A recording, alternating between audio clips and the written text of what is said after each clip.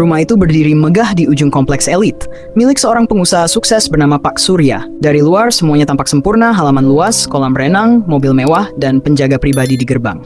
Tapi, sejak 2 minggu terakhir, rumah itu berubah jadi tempat penuh ketakutan. Awalnya, para pembantu sering dengar suara geraman aneh tengah malam.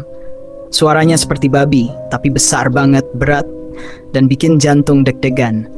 Suara itu biasanya muncul dari belakang dapur, dekat kolam ikan koi. "Bu, tadi malam saya dengar suara kayak babi, tapi suaranya kayak manusia ngorok," kata Siti, salah satu pembantu rumah tangga. Bu Ratna, istri Pak Surya, cuma nyuruh jangan banyak omong. "Udah, jangan aneh-aneh. Mungkin cuma suara mesin air." Tapi malam berikutnya, Siti lihat bayangan hitam besar merayap di halaman. Matanya merah menyala, bau amis menusuk hidung. Dan di dekat kandang ikan, dia nemu bekas tapak kaki mirip babi, tapi sebesar telapak tangan manusia. Sejak saat itu suasana rumah berubah. Lampu sering mati sendiri. Suara geraman makin sering terdengar. Bahkan kadang terdengar suara tawa kecil di kamar tamu yang kosong. Pak Surya mulai curiga.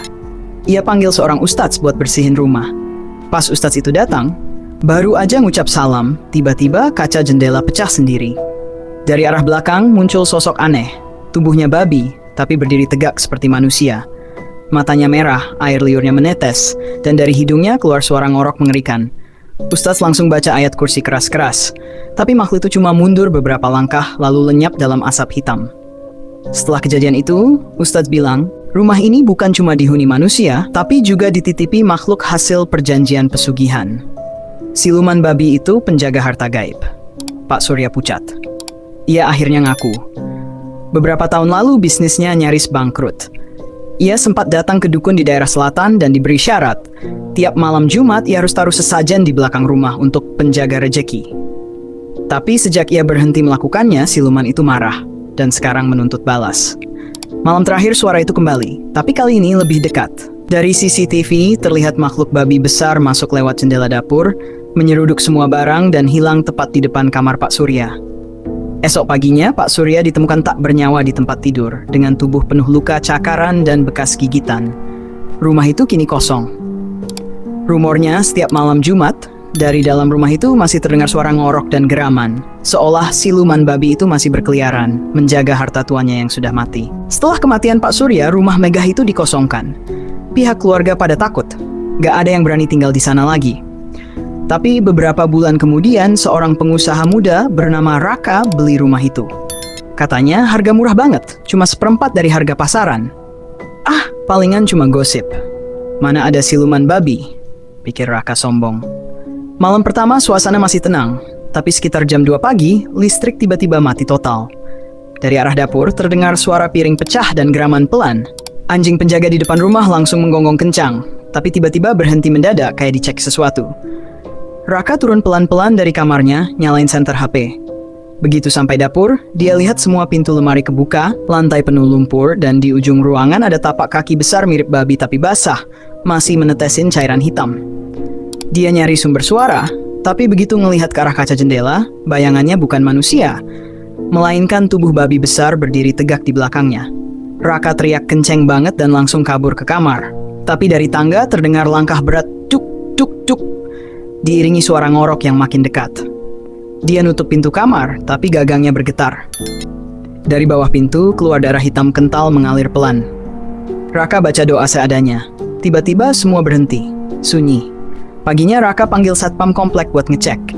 Tapi begitu satpam itu buka pintu dapur, mereka nemu bangkai anjing penjaga udah setengah dimakan. Di dinding ada tulisan dari darah. Raka langsung nyari tahu soal sejarah rumah itu.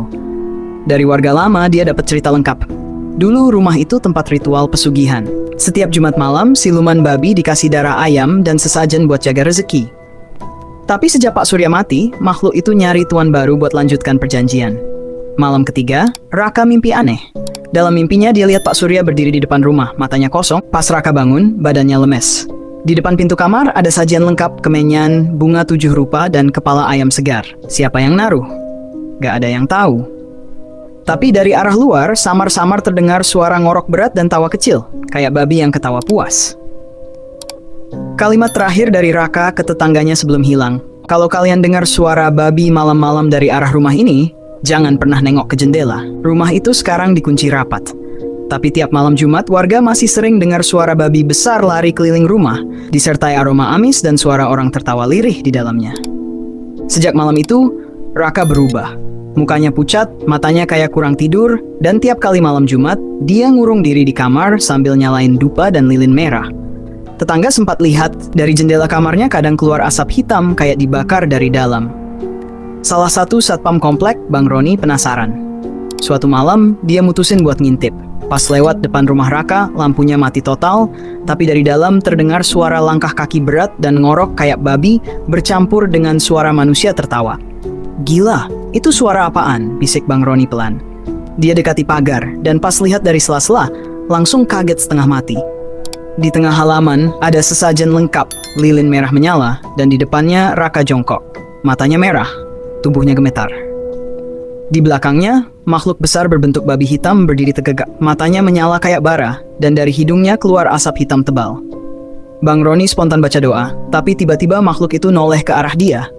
Matanya menatap tajam, dan dari mulutnya keluar suara serak.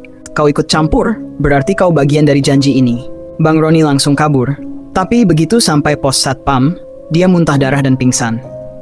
Besok paginya, warga nemuin rumah Raka udah penuh darah. Di ruang tamu, ada jejak kaki besar bercampur lumpur dan di dinding tertulis pakai darah. Tapi anehnya, Raka nggak pernah ditemukan. Nggak ada jasad, nggak ada tanda-tanda dia keluar dari rumah. Cuma CCTV depan rumah yang sempat merekam sosok hitam besar keluar lewat pagar, jalannya mirip manusia, tapi bentuknya jelas. Seekor babi besar dengan tangan seperti manusia. Sejak itu, rumah mewah itu dikosongkan lagi. Warga sekitar pada setuju buat nutup akses ke sana. Tapi tiap malam Jumat, dari arah rumah itu masih sering terdengar suara. Dan anehnya, bau amis dan dupa masih suka tercium sampai ke jalan depan kompleks. Katanya, kalau ada orang berani masuk malam Jumat, mereka bakal lihat dua sosok. Babi besar dan manusia tanpa wajah.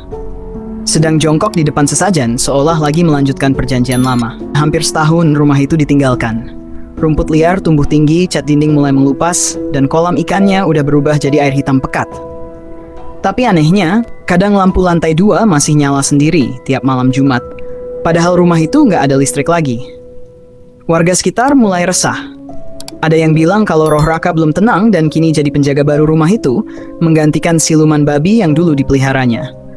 Tapi ada juga yang percaya kalau siluman itu belum pergi, malah makin kuat karena udah dapet tuan baru. Suatu hari, datanglah sekelompok pemburu konten horor. 3 orang anak muda, Andra, Fadil, sama Nisa, nekat masuk ke rumah itu buat bikin video explore rumah pesugihan. Mereka datang malam Jumat, lengkap dengan kamera, senter, dan alat mendeteksi EMF. "Guys, katanya di rumah ini pernah ada siluman babi penjaga pesugihan," kata Andra ke kamera. Fadil ketawa santai. Nanti juga muncul. Tapi kalau enggak, ya lumayan buat konten. Begitu mereka masuk, hawa dingin langsung terasa. Dari arah dapur terdengar suara piring jatuh, padahal nggak ada siapa-siapa. Lampu senter Nisa tiba-tiba redup, dan dari balik pintu ada suara napas berat, kayak hewan besar. Mereka lanjut ke ruang tengah. Tiba-tiba kamera Andra mati sendiri, lalu nyala lagi. Tapi yang terekam di layar bukan mereka bertiga, melainkan bayangan hitam besar berdiri di belakang Andra, dengan mata merah menyala. "Stop, ada yang di belakangmu," teriak Nisa panik. Andra nengok, tapi cuma sempat lihat sepasang mata merah dan badan besar penuh bulu hitam sebelum kamera jatuh dan gambar gelap total.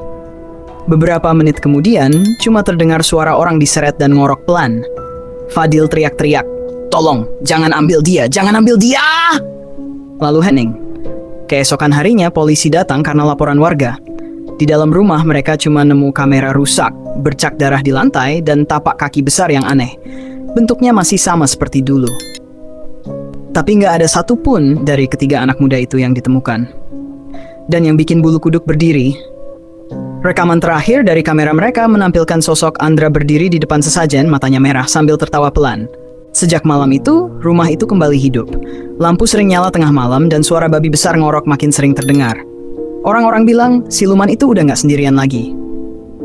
Dia punya penjaga baru, manusia. Kadang rasa penasaran manusia justru membuka pintu yang seharusnya ditutup selamanya.